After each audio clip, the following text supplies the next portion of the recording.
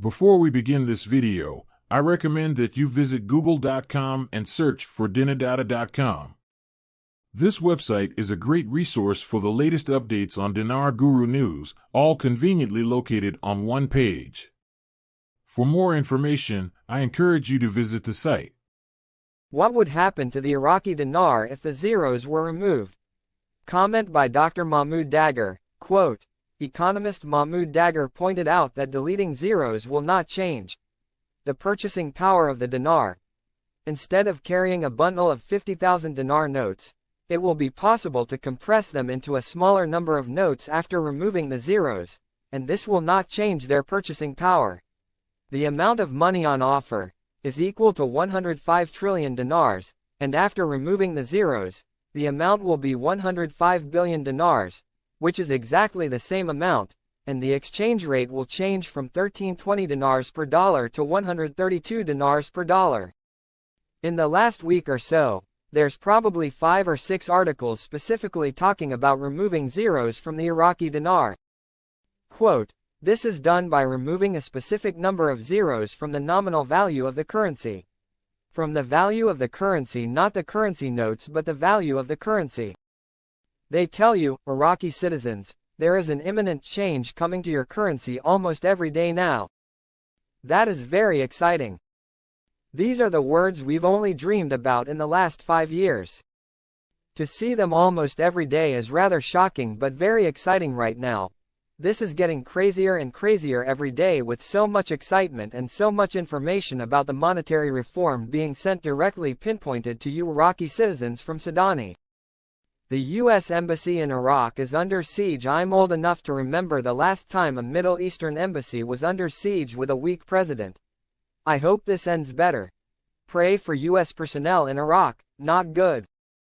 We are hearing, coming from Iraq, that they will have their smaller denominations ready to go. I don't think they have ones, but 5 10s, 20s, 50s, and 100s. That's their new currency. The 30 notes from Iraq that we have. The 25,000 or 25K notes. The 10K, the 5K, the 1K, all of those 30 notes have been removed from Iraq. That should be done by the 30th this month, the last day of this month. The census is now, November 20th and the 21st. We will have a curfew during those days. Minister of Transport announces the establishment of the Joint Maritime Authority between Iraq and Britain. Massive amounts of trade is coming to the ports of Iraq. I suspect al-Sudani and his teams are fully aware of the priorities needed to make it all happen. Guys, it's over, it's done, and yes, I know something you don't. Mazhar Mohammed Saleh, Economic Affairs Advisor to Prime Minister Mohammed Shia al-Sudani, described the banking system in Iraq as rentier par excellence, noting that this requires a comprehensive reform process. Saleh stressed that this requires a comprehensive reform process to create market institutions, indicating that this enables the banking market to be integrated with the international financial and banking system and become attractive to global banks on a large scale. This is a good quote from that article.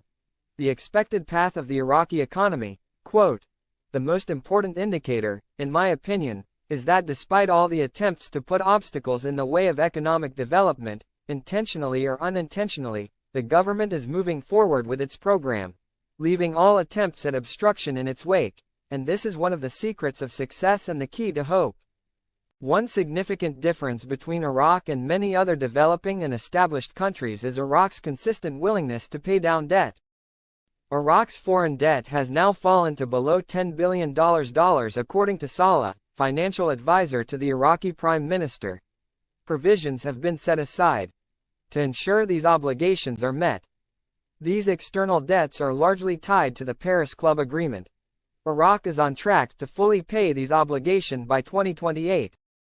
Saleh highlighted the importance of Iraq's relatively low level of foreign debt, noting it has significantly improved the country's financial standing in the eyes of global credit rating agencies, including the US-based S&P. The Ministry of Transport, represented by the Director General of the General Company for Iraqi Ports, Farhan Al-Fartusi, announced today, Monday, the completion of all sections of the project to build 5 berths within the project to establish a container terminal for the Grand Foul port.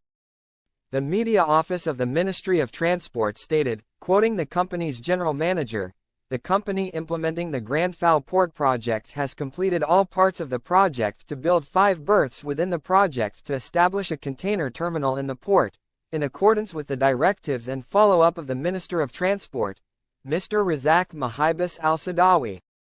He explained that, the area of the sidewalks project is 167,000 m2, and the depth excavation of the sidewalks facade was completed and reached a depth of 22.6, and it was fully furnished. He added that, the amount of excavation in the sidewalk facade amounted to 2,600,000 m3, and it was also fully furnished.